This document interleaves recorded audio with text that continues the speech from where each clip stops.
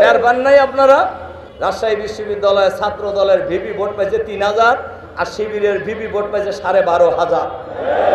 আপনারা টের পাইতেছেন না? বাংলাদেশের মানুষ আগামী জাতীয় সংসদ নির্বাচনে এরকম একটা নীরব ভোট বিপ্লব করবে ইনশাআল্লাহ। সংগ্রামী ভাই এবং বন্ধুগণ,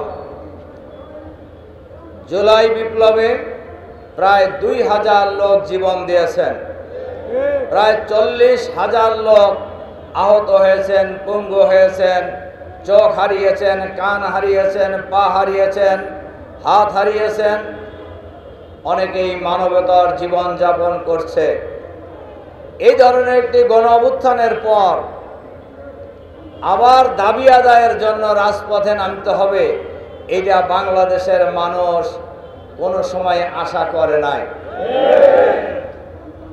ডক্টর ইউনূস সাহেব ক্ষমতায় আসার পরেই উনি জাতির উদ্দেশ্যে যে ভাষণ দিয়েছিলেন, সেই ভাষণেই তিনি বলেছিলেন সংবিধানের মৌলিক সংস্কার তিনি করবেন, গণহত্যার বিচার করবেন, ফ্যাসিবাদের দোসর সরকারের ভিতরে বাইরে যারা আছে তাদেরকে চিহ্নিত করে গ্রেফতার করবেন, দুর্নীতির মাধ্যমে পাচারকৃত টাকা ফেরত আনবেন, দুর্নীতিবাজদের চিহ্নিত করে বিচারের মুখোমুখি করবেন।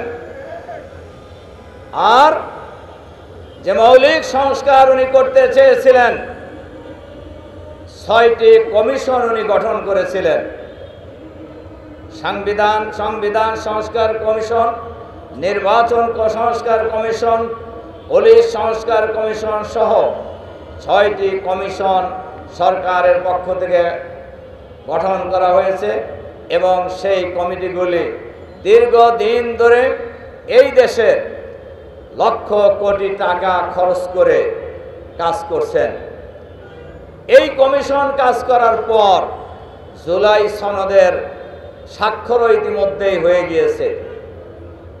এরপরেও কেন আন্দোলন করতে হচ্ছে বাংলাদেশের মানুষকে? কেন আন্দোলন করতে হচ্ছে আমাদেরকে? এর প্রধান কারণ আমি বলবো ডক্টর ইউনূসের সরকার। কারণ জাতির কাছে দেওয়া প্রতিশ্রুতি, জাতির কাছে দেওয়া অঙ্গীকার তারা পূরণ করতে ব্যর্থ হচ্ছেন। এর কারণ এই সরকার কোনো জনগণের নির্বাচিত সরকার নয়। এই সরকার গঠিত হয়েছে গণ অভ্যুত্থান পরবর্তী জনগণের অভিপ্রায়ের ভিত্তিতে গঠিত সরকার। এই সরকার কোনো দলীয় সরকার নয়। এই সরকার কোনো দলের পক্ষে কাজ করবেন এইটাও জনগণ আশা করে না।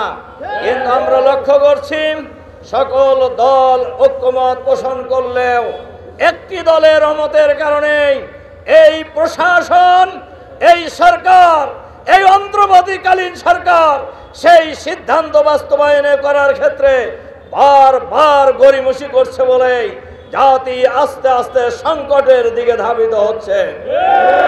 এজন্য আমরা এই সরকারের কাছে আহ্বান জানাতে চাই, অবিলম্বে জুলাই সনদ যেটা স্বাক্ষর হয়েছে,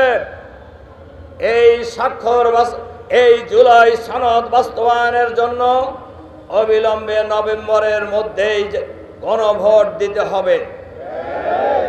বাংলাদেশের ইতিহাসে এর আগেও গণভোট হয়েছে 3 বার, কিন্তু কোন সময় জাতীয় নির্বাচন আর গণভোট একসাথে হয় নাই। এবার কেন একসাথে হওয়ার প্রশ্ন এসেছে? এর প্রধান কারণই হলো নির্বাচনকে প্রশ্নবিদ্ধ করা, নির্বাচন নিয়ে মানুষের মধ্যে সংশয় তৈরি হওয়া। এ কারণেই গণভোটের একদিনে গণভোট এবং জাতীয় সংসদ নির্বাচনের কথা কেউ কেউ বলছেন, আর সরকার বাহাদুর চুপচাপ আছেন। আমরা পরিষ্কারভাবে বলতে চাই, আপনারাও নির্বাচিত সরকার নয়।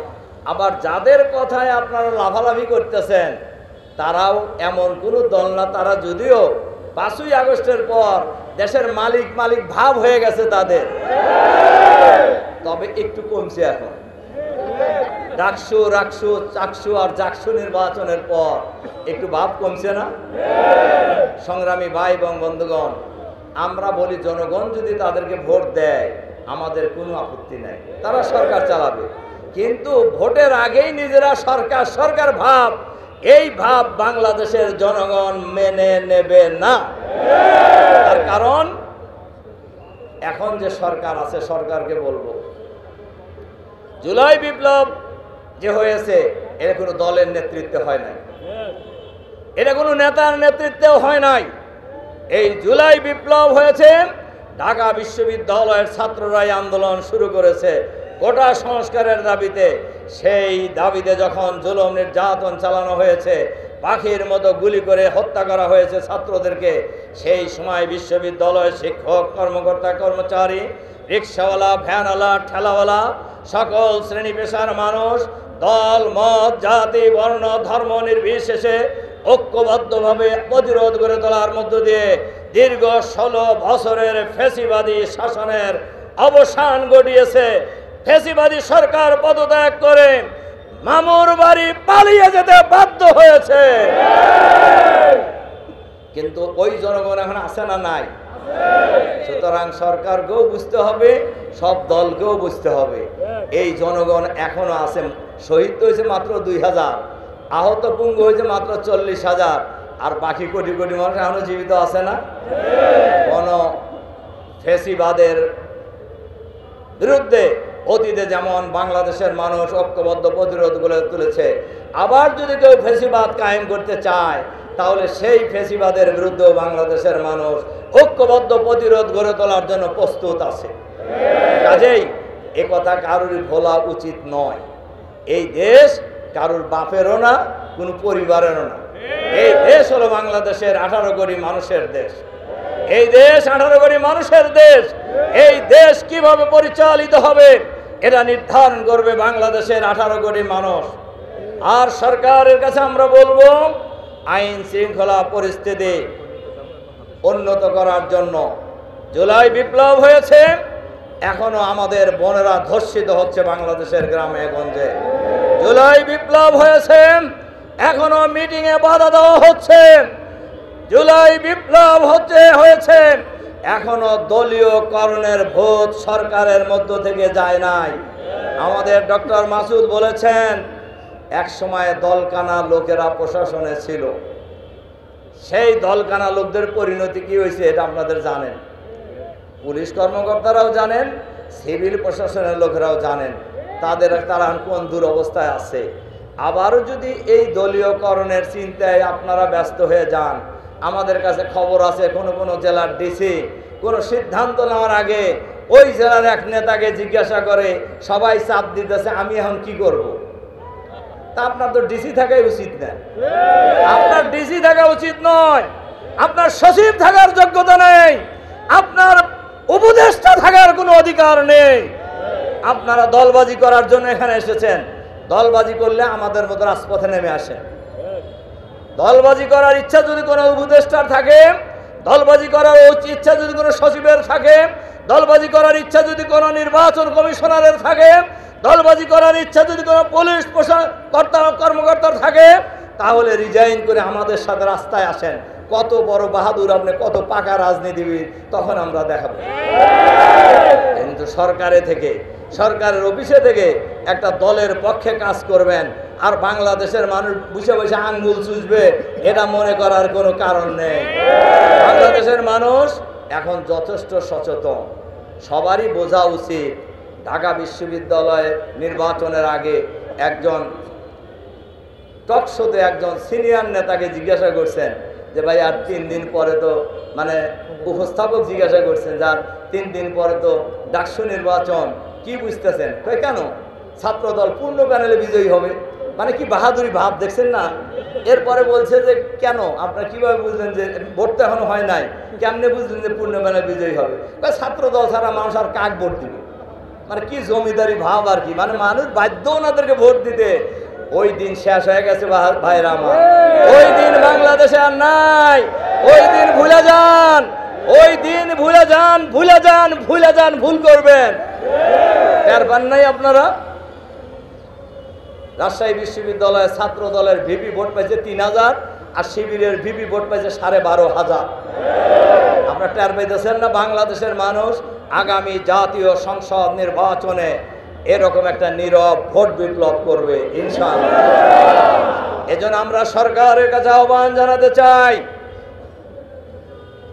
অবিলম্বে লেভেল প্লেইং ফিল্ড তৈরি করুন, সবার অধিকার সমান, সবার লেভেল প্লেইং তৈরি করুন, সবার অধিকার নিশ্চিত করুন, আইন শৃঙ্খলা পরিস্থিতির উন্নতি করুন এবং দলীয়করণের ব্যাপারে সতর্ক হয়ে যান।